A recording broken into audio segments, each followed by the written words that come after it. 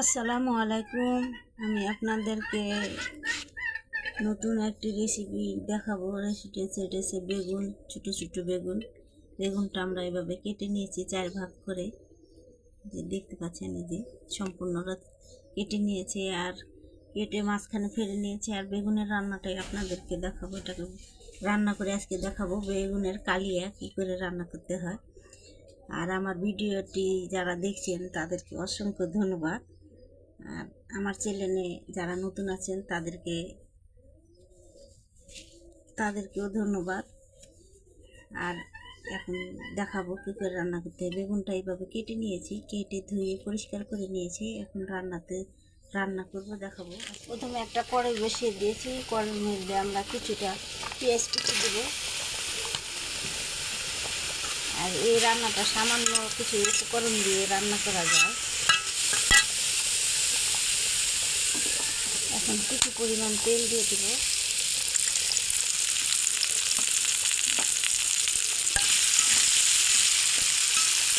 এখন যেহেতু রমজান মাস, তার জন্য অত বেশি তেলের প্রয়োজন নয়, অল্প তেল দিয়ে রান্না।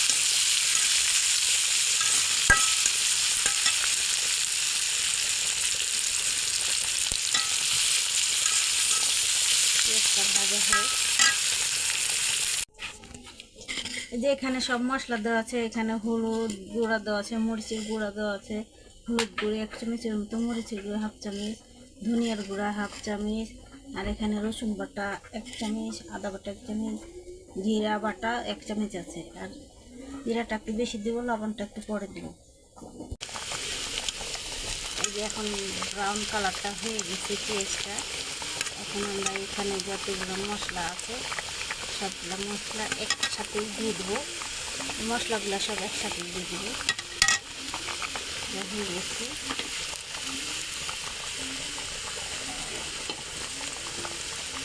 একটু সামান্য পরিমাণ পানি দিয়ে দেবো।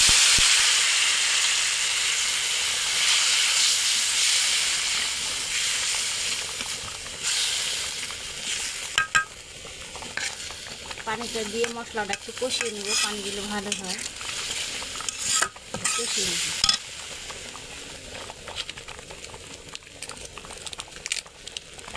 এর মধ্যে আমরা একটা তেজপাতা দিয়ে দেবো।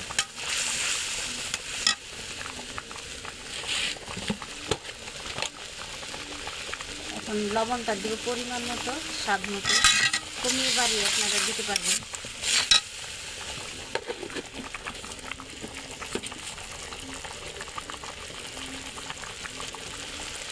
আর কিছুটা কাঁচামরিচ দিব। কাঁচামরিচ দিলে তরকারি টেস্ট অন্যরকম স্বাদই হয়, টেস্ট হয় খুবই। এখন একটু ভালো মতো কষিয়ে নেব।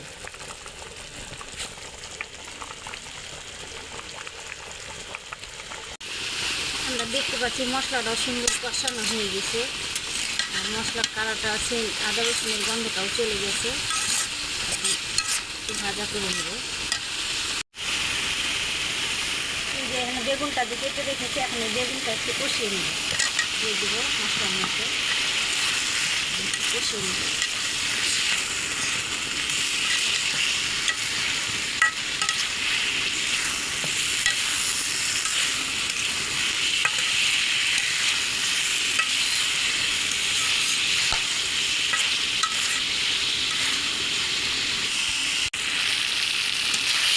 বেগুনটা কষানো হয়ে গেছে। কষাতে কষাতে বেগুনের কালারটা অন্যরকম হয়ে গেছে, বুঝতে পারছি।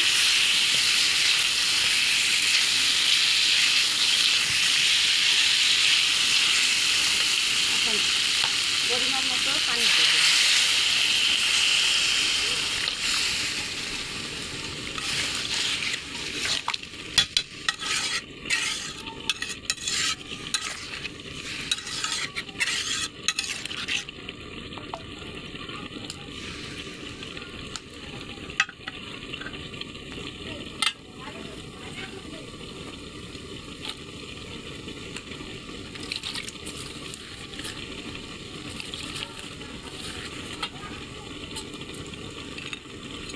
পানি দেওয়া হয়ে গেছে। এখন ফুটে উঠলে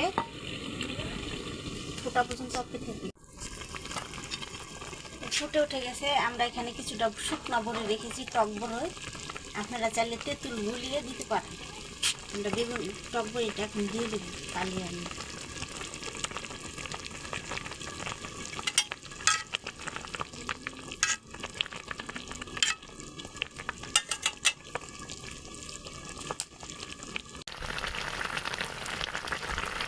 এখন সামান্য পরিমাণ চিনি দিয়ে দেবো।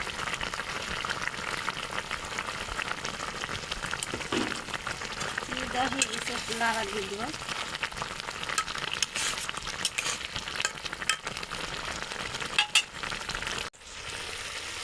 এই যে আমার রান্না করা শেষ, আর বেগুনটাও সিদ্ধ হয়ে গেছে। এখন আমরা নামিয়ে নেব।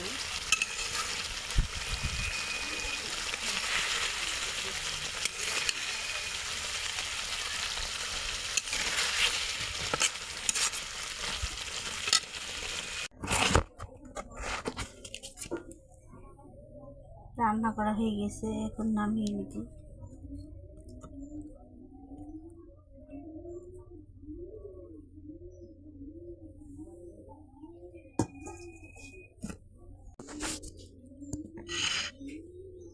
এই যে বেগুনের কালিয়া রান্না করা হয়ে গেছে। আর কত টেস্টি হয় এভাবে রান্না করলে, আপনারা একদিন রান্না করে খেয়ে দেখবেন কত স্বাদ আর কত ভালো লাগে। আর আমার ভিডিওটি যদি আপনাদের কাছে ভালো লাগে, লাইক সাবস্ক্রাইব করে দেবেন অবশ্যই, আর লাইক সাবস্ক্রাইব করে দেবেন।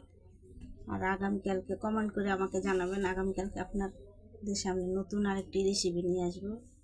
আল্লাহ হাফিজ।